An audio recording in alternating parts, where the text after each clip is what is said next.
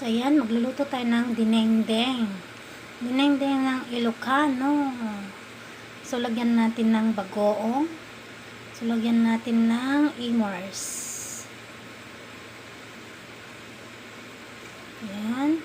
Ayan, lagyan natin ng kamatis.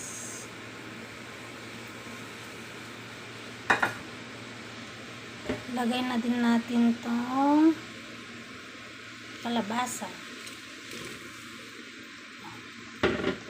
So, ilagay natin itong sitaw at patola. Yan. So, magdidinengdeng tayo, guys. So, ilagay na natin itong talong. Ayan.